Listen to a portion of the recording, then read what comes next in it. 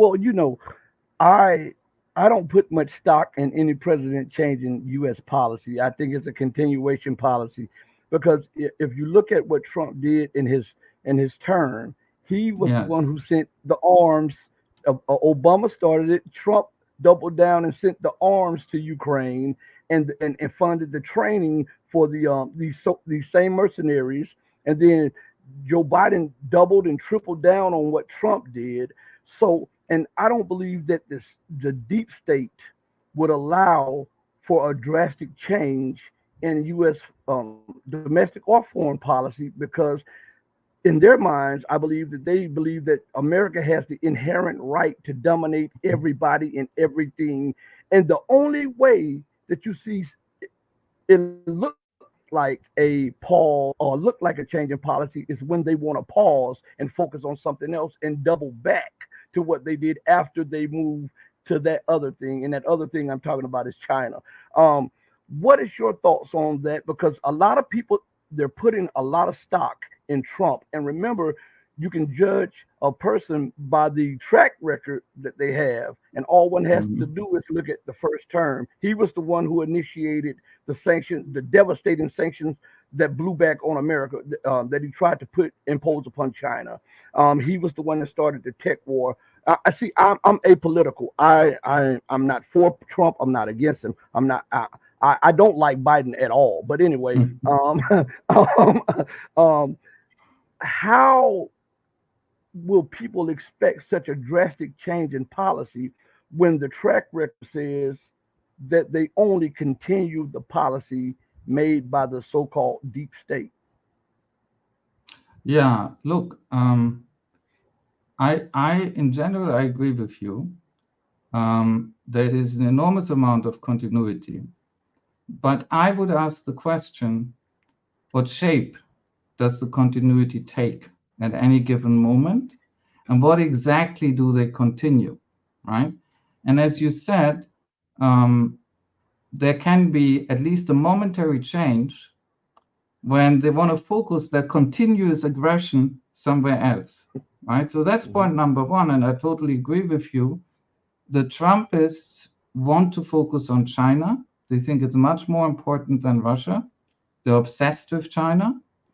And I guess that the idea to turn one's back on Europe to an extent and to sacrifice Ukraine is genuine with them. Not because they're Mhm. humanists, not at all, but because, especially by now, since the war has lasted more than 2 years in Ukraine, they look back at this and they say it's a bad investment.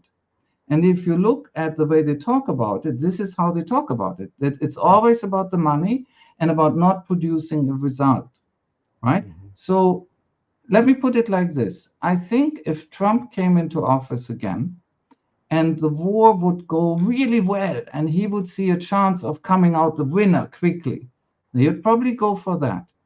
But I think the opposite is the case. He has made up his mind that this particular business in Ukraine is not making profit. That's basically the logic. And so Mhm. that's why he's ready to essentially dump the Ukrainians, right? And so the question in the end is, what will this mean for Europe and for the Ukrainians? I personally think, no matter where he's coming from, making peace is better for them, Mhm. even if many of them won't agree. I understand that. They see it differently. But I think the killing has to stop, right? Now, don't get me wrong. I don't think that Trump will in any way be um, a relief in general or a good president. Frankly, I think we will look at some terrible things happening in Asia. I think this China obsession might get very dangerous. And the other thing is the Middle East. I mean, Trump and Vance both, and so many Republicans under and behind them, are completely in alliance with Israel. I mean, as bad as Biden. And so I don't want to say it's going to be even worse because I very much respect people who speak for the Palestinians, like Ali Abu Nima, and who Mhm. rightly say, look, it's a genocide already, right? So please don't tell us it's going to get worse. This is the worst already happening. But let me put it like this. with Trump and people like Vance, who is like a hyper-Christian Zionist of the worst sort, I don't see any chance of it getting better in the Middle East concerning Palestine, concerning Israel. And then also they have a huge obsession with Iran.